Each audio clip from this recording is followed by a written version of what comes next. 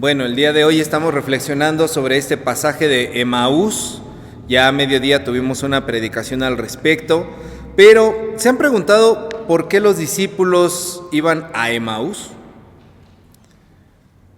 ¿Qué los movía a ir a Emaús? ¿Por qué precisamente Emaús y no Jericó, Damasco, otro lugar, ¿no? ¿Dónde era Emaús? Eso también fue una pregunta que yo me hice al poder reflexionar sobre eso, ¿no? ¿Qué había en Emaús? ¿Qué había de especial en Emaús que se dirigían hacia allá? Bueno, Emaús era una ciudad que tenía fortalezas militares, tenía grandes murallas militares y anteriormente en la Biblia es mencionada nada más que con otro nombre. Anteriormente esta misma ciudad se llamaba Kiriat Yarim, se escribe Kiriat Jearim. Kiriat Yarim es muy mencionada en los libros de Samuel, de los Reyes, de las Crónicas. Y en 1 de Samuel, de los capítulos 4 al 7, se nos dice que un día los filisteos, los enemigos acérrimos de los israelitas, se roban el arca del pacto y la llevan a poner en un altar de su dios falso Dagón.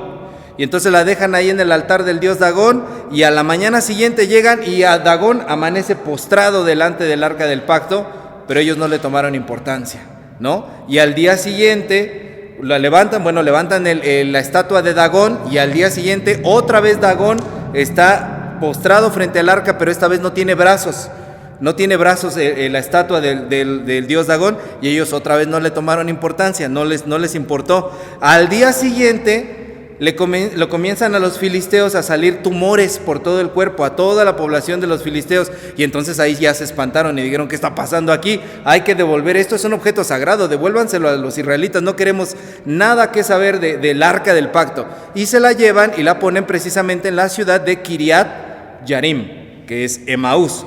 Entonces ahí permaneció hasta que el rey David decidió regresarla a Jerusalén, y ese día hizo una gran fiesta el rey David. Bueno, Kiriat Yarim es una frase hebrea que significa ciudad de bosques, pero cuando era una de las características geográficas de allí, ¿no? Pero de repente los romanos, ya muchos años después, conquistan a Israel y deciden cambiarle el nombre y le ponen por nombre Emaús. Emaús en griego significa aguas termales. Entonces sabemos cuatro cosas de la ciudad de Emaús. Sabemos que había fortalezas militares, sabemos que había aguas termales, sabemos que había bosque, y también sabemos, se nos dice aquí, que estaba al oeste de Jerusalén, a 11 kilómetros más o menos. Bueno, los que son de aquí de Nextlalpan, de aquí del templo, haga de cuenta que usted se va al Town Center de ida y vuelta, y ya son más o menos los 11 kilómetros de distancia, ¿no? Entonces el viaje hacia Emaús se podía realizar en menos de un día de camino. En unas cuantas horas usted podía ir y regresar a paso lento, ¿verdad? Y la pregunta sigue allí: ¿por qué los discípulos iban a Emaús? ¿Para qué? No lo sabemos. Quizá iban a tomar un baño de aguas termales, como para despejarse de todas las cosas que habían pasado. Quizá iban un momento a relajarse en los bosques que estaban allí en Emaús. No sabemos realmente cuál era su motivación. Lo que sabemos es que en la Biblia sí hay unas situaciones simbólicas a las que podemos prestar atención, porque cuando alguien, por ejemplo, en la Biblia hace un viaje hacia el sur, en lugar de ir hacia el norte, o si va hacia el oeste, en lugar de ir hacia el este, quiere decir que va en dirección contraria a donde Dios manda. ¿Por qué? Porque Dios es el norte que guía todos nuestros caminos, todos nuestros viajes. ¿Y cómo se guían los viajeros, los marineros? Por medio del norte. Entonces, si tú vas al sur, vas al revés de donde debes ir guiado. Hacia el este estaba la ciudad de Jerusalén y estaba el templo de Jerusalén. Entonces, si tú vas al oeste, vas en dirección contraria a la presencia de Dios. Y ahí la ciudad de Emaús estaba hacia el oeste. ¿Y quién estaba en ese momento? Bueno, ellos pensaban que estaba en el este Jesús, o el cuerpo de Jesús. Ellos pensaban que Jesús estaba de ese lado. Entonces ellos van en camino contrario hacia donde estaba Jesús. De alguna manera, lo que estos discípulos están diciendo es: me rindo, yo me retiro, no quiero saber nada de Dios, de Jesús, de la presencia del Señor. Yo me voy para el otro lado. ¿Buscando qué? ¿Quién sabe? No lo sabemos. Y en ese trayecto, como todos sabemos, sucede toda esta historia. Jesús se les aparece en modo incógnito, se les aparece allí, y entonces le cuentan ellos el pesar de su corazón. Él les comienza a explicar las escrituras, llegan por fin a donde tienen que llegar, y Jesús hace como que se va a ir más adelante, y entonces ellos lo detienen, le dicen: no, pásale a la casa, ya es medio tarde para que tú sigas. Y allí cuando comparten el pan, es que ellos comprenden que Jesús está allí, y de repente Jesús desaparece, se va Jesús, y entonces ellos van de regreso corriendo a contarle a los demás discípulos qué era lo que había pasado.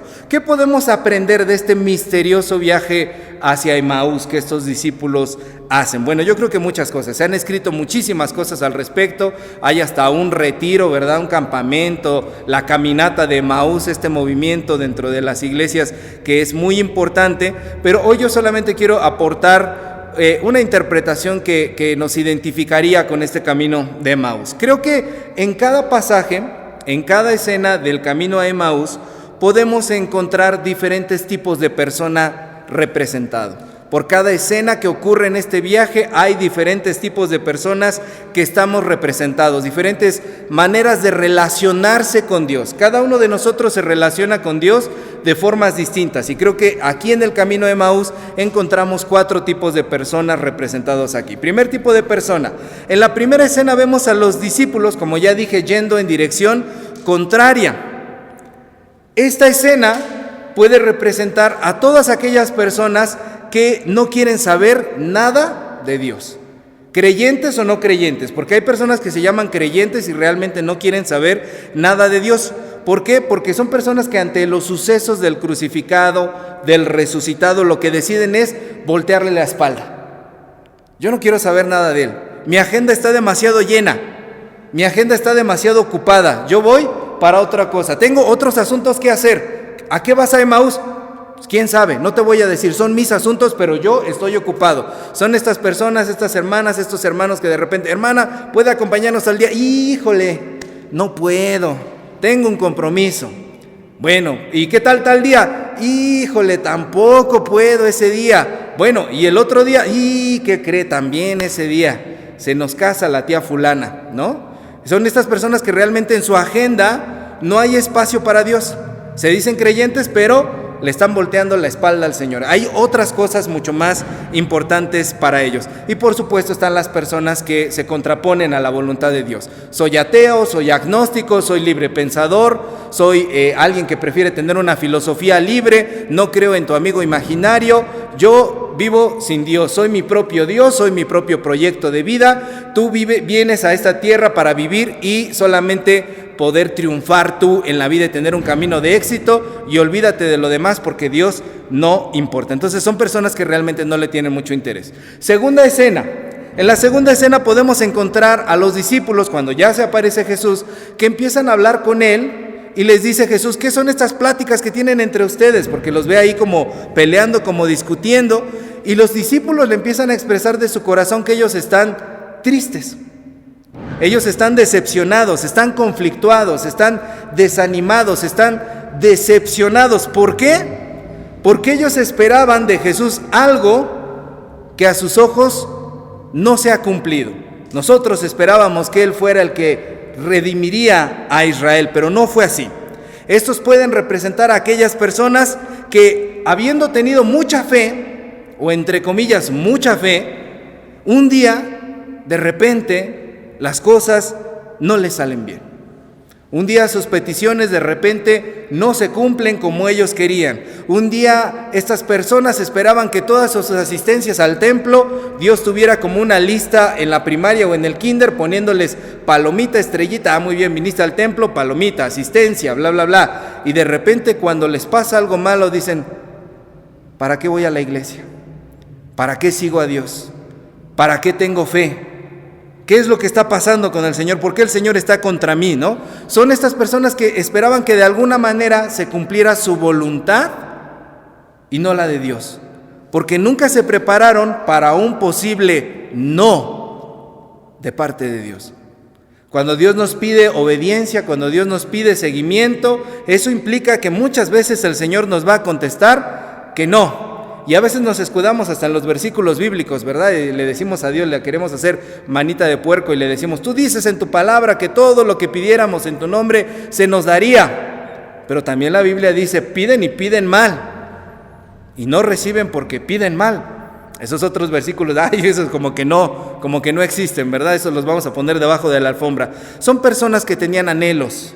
Son personas que tenían ganas de servir al Señor, pero de repente las cosas no salieron de la manera en la que ellos pensaban. Esta escena también puede representar a esos hermanos, esas hermanas que andan brincando de iglesia en iglesia, de congregación en congregación, y ellos querían o esperaban que en esa congregación los planes, las actividades se realizaran de cierta manera, y de repente los administradores, el pastor, los dirigentes les dijeron, no se va a hacer así. Y se van refunfuñando de la iglesia y dicen, es que en esa iglesia no les gusta trabajar, que más bien quiere decir, es que en esa iglesia no les gusta hacer las cosas a mi modo, a mi estilo. Entonces dicen, la iglesia no está bien y se van a otra. Se salen decepcionados porque nunca encuentran la iglesia perfecta. Decía un pastor, no hay iglesia perfecta, no hay iglesia perfecta. Todas las iglesias son imperfectas. Y si un día llegaste a una iglesia que era perfecta, adivina que tú eres la imperfección que llegó ahí para ponerle el granito en el arroz a esa iglesia, para ponerlos a prueba a todos, ¿no? Son estas personas que por sus expectativas terminan abandonando la fe cuando las cosas no salen bien. En tercer lugar, la tercera escena, vemos cómo después de escucharlos, Jesucristo les empieza a hacer una larga explicación de las Escrituras. Realmente el maestro ahí se lució, les da una cátedra espectacular de lo que son las Escrituras. Comienza desde ¿dónde? ¿Qué es lo que dice ahí?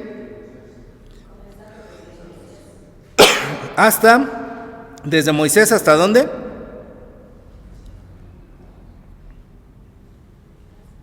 ¿De Moisés a qué? A ver, ¿quién me dice? Exactamente. Desde Moisés hasta todos los profetas. Para los judíos, los profetas incluyen Josué, Jueces, Samuel y Reyes. Entonces la explicación de Jesús estuvo bastante larga, ¿verdad? Lo que les estuvo explicando. Y ellos, después de escuchar la explicación de Jesús, siguen sin entender. Esta tercera escena puede representar a todos aquellos que tienen más bien una creencia de tipo intelectual. Son personas que les encanta conocer, les encanta estudiar, les encanta escudriñar. Van a todas las conferencias, se compran todos los libros, ven todas las predicaciones en internet, se chutan todos los estudios, se meten a páginas, a foros y empiezan a debatir, a discutir con otros de doctrina, defendiendo la fe, se pelean con otros, son muy aguerridos, se meten a foros, intentan siempre tener más conocimiento de la fe y combaten por asuntos de la fe. Sin embargo, su fe es mera lectura. No hay nada de hechos en su vida. No hay un entendimiento en el corazón de lo que realmente quiere decirles Dios a cada una de esas personas. Y nunca se dan cuenta de que Jesús ha estado caminando con ellos a lo largo de todo el camino y que les ha estado explicando y que quiere que su fe se convierta en una fe viva y experiencial. Y nunca lo comprenden. Estas personas llegan a tener, a pesar de todos sus estudios, muchas actitudes, mucha carnalidad, mucha soberbia, mucha situación que se destila por todos lados. Son personas que se sulfuran rápido, que no dominan su carácter, que tienen también una fe pasiva que solamente se trata de escuchar y que no ponen por obra lo que han aprendido. Dentro de este rubro de personas también pueden entrar los que a lo mejor no son tan estudiosos, pero que han venido por años a la congregación. Han venido por años a la iglesia, han escuchado y escuchado y escuchado al maestro, y el maestro ha caminado con ellos para aquí y para allá, diciéndoles domingo tras domingo la palabra del Señor. Sin embargo, no hay una transformación en sus vidas, ni están dispuestos a reconocer al Jesús que camina con ellos. Es curioso porque en esta parte del trayecto es cuando Jesús lanza la frase: oh insensatos y tardos de corazón para creer todo lo que los profetas han dicho. Es a las personas que somos así, que tenemos solamente una fe intelectual o que hemos pasado años gastándolos en la iglesia, a quien Jesús nos dice: oh insensatos y tardos de corazón. Y finalmente viene la cuarta escena que podemos encontrar aquí en el recorrido de Emaús. Vemos a los discípulos que invitan a Jesús a pasar porque dicen que ya se está haciendo tarde. Realmente, ¿a dónde se dirigía Jesús? No se dice.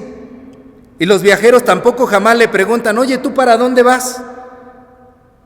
¿Te vas a quedar aquí o todavía sigues unas aldeas más adelante? No le preguntan, pero como son judíos, fieles a su tradición judía de ser hospitalarios, no importa para dónde vaya, si va una aldea más adelante, si ahí mismo se queda, si va días de camino más adelante, lo que hacen es invitarlo: pasa a la casa, quédate con nosotros y come con nosotros. Es lo que hacen estos discípulos, estos viajeros que le dicen eso al Señor, ¿no? Nunca le preguntan, pero le ofrecen hospedaje, le ofrecen un techo, le ofrecen comida. Y en ese momento Jesús se recuesta un poquito para comer, bendice el pan y se los da a ellos y ¡pum! Ahí se hace el milagro. Ahí reconocen que es Jesús delante de ellos. Y entonces es cuando lo reconocen, que desaparece de su vista y ellos comienzan a comprender en su corazón por qué les ardía el corazón. Y corren entonces de regreso, hasta más rápido de lo que fueron para Emaús, se regresan más rápido para contarle a los otros qué fue lo que había pasado. Como ya quizá habrán adivinado, este último grupo de personas representa a los que accionan su fe, a los que hacen lo mismo que hace Jesús. ¿Qué era lo que hacía Jesús? Hospedaba. ¿Qué era lo que hacía Jesús? Compartía su fe. ¿Qué era lo que hacía Jesús? Daba de comer al necesitado. ¿Qué era lo que hacía Jesús? Sentaba a todos a su mesa. En la mesa de Jesús se sentaron borrachos, prostitutas, estafadores, asesinos, delincuentes de baja calaña y también delincuentes, como diríamos ahora, de cuello blanco. En aquel entonces no eran de cuello blanco, eran de efod, eran de ropas sacerdotales. Se sentaron delincuentes ahí con el Señor, sea que tuvieran ropa de sacerdote o sea que fueran unos maleantes. Y en la mesa de Jesús, a pesar de que estaban sentados todo ese tipo de fauna silvestre tan diversa, había siempre amistad, había siempre risa, había siempre gozo, había siempre arrepentimiento y transformación. ¿Por qué? Porque la mesa de Jesús es una puerta abierta de los cielos. Cada vez que tú compartes el pan con el necesitado, cada vez que tú le das algo a alguien, lo que estás haciendo es abrir un portal celestial. En tu hogar, en tu trabajo, en tu vida, estás abriendo una puerta hacia el cielo. También dice la palabra de Dios, ¿verdad? En Hebreos 13:2, que algunos hospedamos ángeles sin saber que eran ángeles, cuando somos hospitalarios. Y cuando hablas a otros de Dios, te conviertes en un vocero, en un mensajero del reino celestial. Es por eso que solamente allí, en esos momentos, y solamente para los que se comportan así, para los que se sientan a comer, dándole de comer a otros, para los que les dan hospedaje a otros, para los que accionan la fe, es a los que se les aparece Jesús.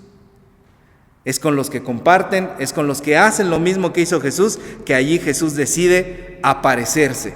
Pero Jesús no se aparece para que nos lo quedemos, para que nos lo apropiemos. Decían sus discípulos: Señor, hagamos aquí unas enramadas para quedarnos plácidamente todos a descansar. No, Jesucristo se desaparece en ese momento porque es una clara indicación que nos dice a nosotros: en sus marcas, listos, fuera. Ya me les aparecí, están haciendo lo correcto. Ahora lo que les toca a ustedes es ir y compartir con los demás. En esta cuarta escena podemos ver a estas personas que accionan su fe, que predican a otros, que comparten con otros, que son como Jesús, a quienes Jesús se les aparece cara a cara y se sienta a comer con ellos en la mesa, cuando ellos deciden sentar en su mesa a los peores y a los más necesitados. Así que, hermanos, repasando este camino de Emaús, creo que en cada uno de estas cuatro estaciones tenemos que preguntarnos nosotros: ¿qué haré yo? ¿Caminaré en dirección contraria a Jesús? ¿Voy a ser como el primer grupo de personas? caminando en dirección contraria a Jesús. O número 2, me voy a retirar de la iglesia, me voy a retirar de la fe, me voy a retirar de Dios, me voy a retirar de la congregación porque mis expectativas no se cumplieron. Número 3, estudiaré mucho intelectualmente la palabra de Dios, asistiré por años a la iglesia sin creer en mi corazón lo que Dios quiere aplicar en mi vida. O número 4, me voy a sentar a comer con Jesús. Voy a sentarme a comer con el necesitado, voy a compartir con otros, voy a darle al que no tiene, voy a predicarles a los demás de la fe. ¿Qué voy a hacer? ¿Cuál de estos 4 voy a hacer yo? Es una fe muy sencilla y es una fe muy retadora la que desde los tiempos milenarios nuestro Señor nos ha invitado a seguir. Y la pregunta sigue abierta para nosotros el día de hoy. Como se titula la reflexión del día de hoy, ¿quieres comer con Jesús? ¿Quieres comer con Jesús? Porque cuando tú hagas a otro necesitado, lo estás haciendo para Jesús. Es lo que dice Mateo 25:40. Así que tú decides cuál de estos 4 personajes, en cuál de estas 4 escenas, en cuál de estas 4 estaciones del camino a Emaús te vas a quedar. Dios nos invita a que podamos comer con Jesús. Amén. Pongámonos de pie. Amado Dios, hoy, Señor, nos miramos en el espejo de esta hermosa historia, Señor. Y quizá en algunas de las estaciones, en alguno de los personajes aquí representados, Señor, podemos identificarnos. Pero solamente tú, Señor, eres quien abre su mesa para que podamos comer contigo, Señor. Y nos invitas y nunca nos rechazas, Señor. Ni nos pones peros, ni nos pones requisitos, sino que siempre, Señor, extiendes tu mano y tu invitación para que vengamos a ti. Permítenos, Señor, ser fieles a esa invitación y poder corresponder a ella en el nombre de Jesús. Amén.